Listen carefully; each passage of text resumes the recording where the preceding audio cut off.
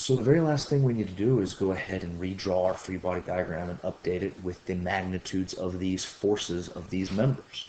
So we'll go ahead and draw it even bigger, just to get it big enough so we can make sure we see the final answer, what the final answer should look like. So give myself plenty of space here, A, B, and C, and then joint D goes up here. And then we can go ahead and redraw the vector forces, or the forces that we already knew, the forces acting on our bridge, that is. So we had 540 pounds going downward. We had 240 pounds at joint C going upward. We had 300 pounds going upward at joint A, and 60 pounds going to the left at joint A.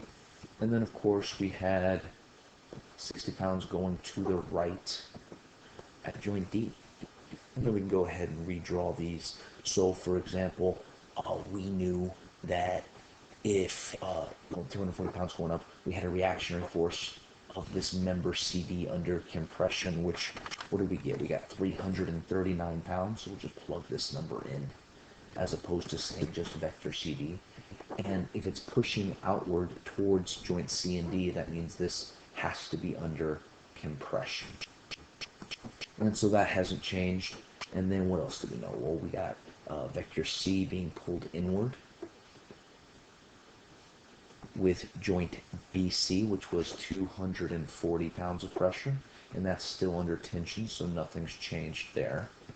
And of course, if B is being pulled to the right over here with 240 pounds, it has to be pulled to the left with 240 pounds of pressure, which is what we got for vector AB. So of course, B is canceled out right and left with its two member forces pulling on AB and BC. So it turns out math always works, even with bridges.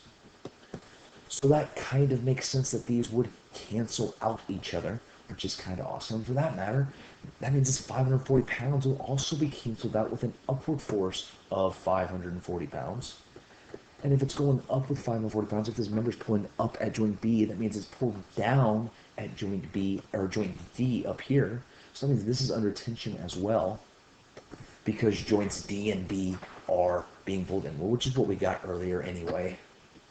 And again, I know that has to be 540 pounds going upward, and these two both have to be 240 pounds going right and left, because the forces have to cancel out, or else something is breaking or flying away.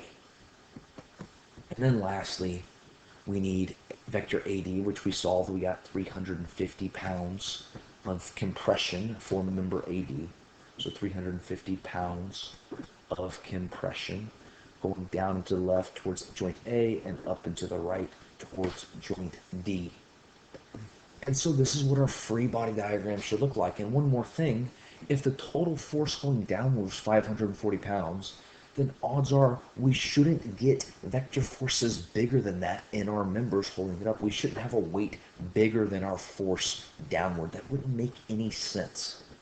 So a good way to check your work in these kinds of problems is to say, well, do these forces look like their Y components would add up to 540 pounds going up here? And do these forces, or does this leftward force look like it would cancel out the rightward force here? You can just kind of look at it and say, well, do my numbers make sense? And the most obvious one would be, do any of my vector forces add up to a higher number than my original forces applied to the system? And if they are bigger, then you're probably wrong. You should probably go back and find your mistake.